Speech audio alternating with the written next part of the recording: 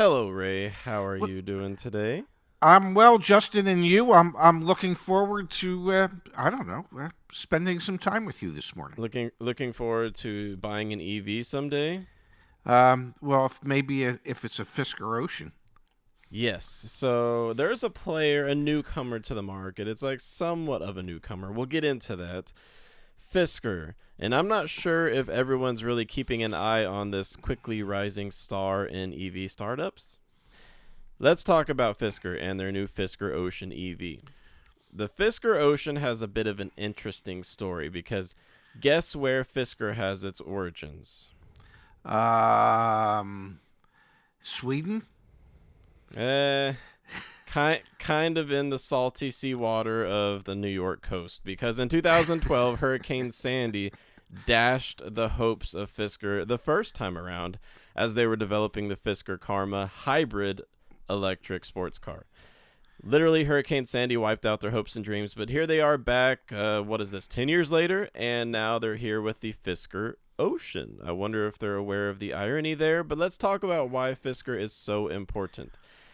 They're claiming to bring affordability to EVs, but there's a catch. Okay. For people like me who don't live on the East Coast or the West Coast, I live in Middle America. I'm not sure if Fisker is going to be able to follow through on its promises.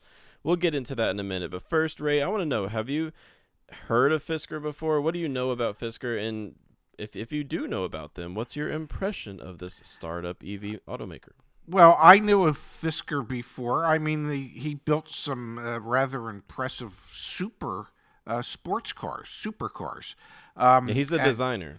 yes, and a friend of mine in the industry at a dealership where he worked, they had traded one, and he brought it down to show us at our dealership, and it was quite the interesting automobile. So I've known of Henrik Fisker for quite some time, probably 10, 12, 15 years.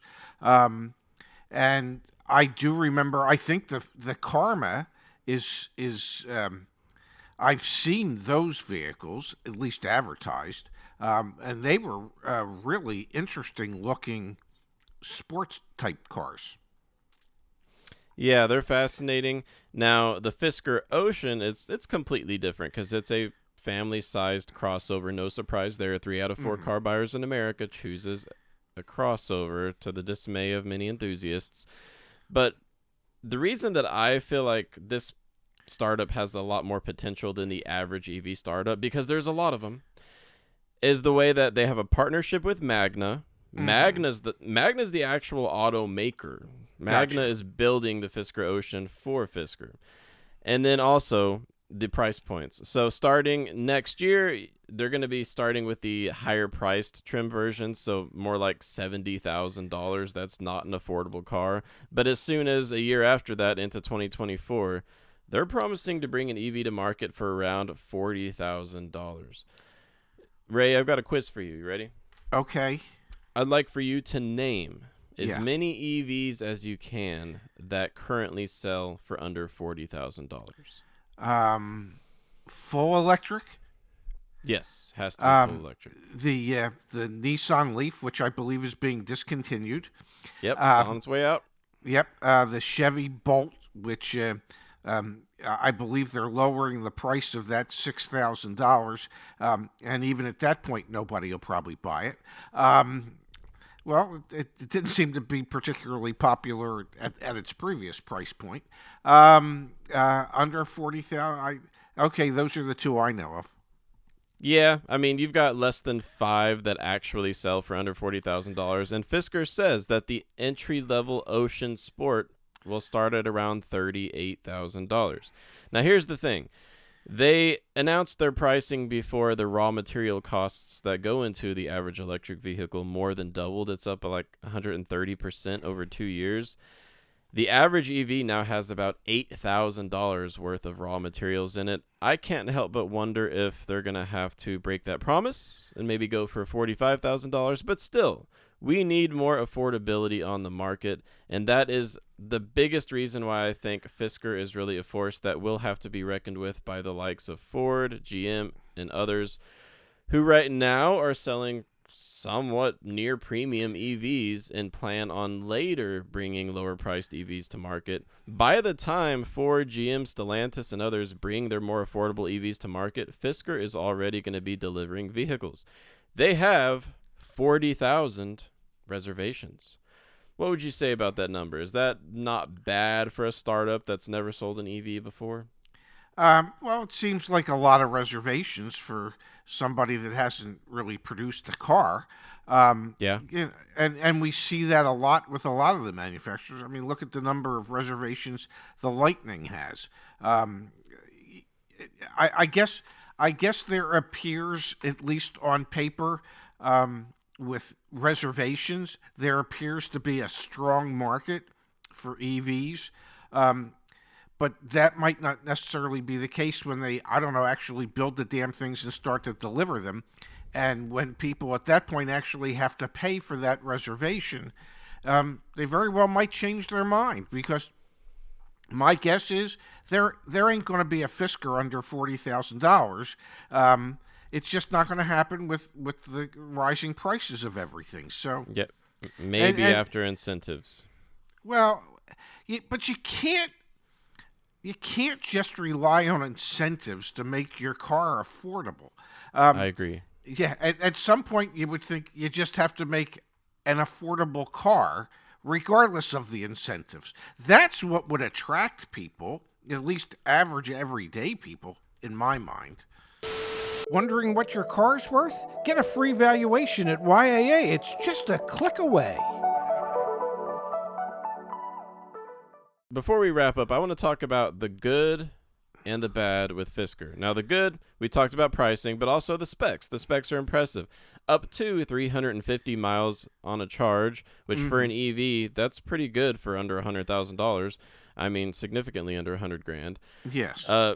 Solid acceleration, 0 to 60 times under 5 seconds. The interior dimensions are basically family-style crossover, but it's got a much sportier aesthetic to it, because Henrik Fisker, the founder of Fisker Automotive, he is a designer by nature.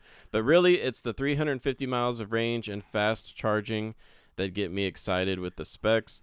However, there are some things that I don't like about Fisker, and this is why I personally didn't even consider them for my own EV purchase. If you need service, or you simply need to pick up the vehicle when you buy it, there's nowhere near where I live where I'd be able to buy this vehicle. I'd have to go to probably the DC area, six hours away to purchase this vehicle. This will be an enticing option for those who live along the coasts, or maybe in Texas, Illinois, the big cities. Yes. But for middle America, Fisker's not going to have that network of dealers and service centers and what do they call them these days? Experience centers. Or delivery centers. Delivery centers. Yes. Yeah, so I guess that's one of the benefits of the dealership model, is you can have that network ready to go, and Fisker's coming out of nowhere, and they're not going to be able to sell to the 45% of Americans that live in rural or suburban America. I agree with that. I think that could be a downfall for a lot of EV startups. Yeah. But truth of the matter is, the bulk of the population in the United States is centered on both coasts, the West Coast and the East Coast, and because of that, these companies can be successful. And it's those who live in Middle America that it's, well, hey, Middle America be damned. We don't need you. You don't have a big enough population base for us to actually be concerned about not being able to sell you a car. There's enough people that live East Coast, West Coast, and in the major metropolitan areas such as Chicago or St. Louis, something like that, or in Texas, that they don't have to care about small town America. So maybe 5-10 years from now, we'll be seeing more success with GM and Ford and those who already have the extensive distribution networks in Middle America with their electrification initiatives in states like where I live in West Virginia, whereas along the coasts, you might have a lot more diversity of EV offerings. Fisker, VinFast, so many others, Lucid, Rivian. because they have that demand, and therefore they see it's worth it to invest the infrastructure to distribute their cars and market them. Very interesting. One more thing, though, that I don't like about Fisker is that for their early reservation holders, right now they're saying pay up $5,000 and then we'll build your car. So there's a $5,000 non-refundable fee to get your car built. But that is only good for the top level trim. So if you want your Fisker Ocean in 2023, you're going to need to pay $5,000 to get the $69,000 top trim. That means people like me who would be looking for more of a middle price point, the Fisker Ocean Ultra, they're going to have to be waiting another year or maybe even 2 years.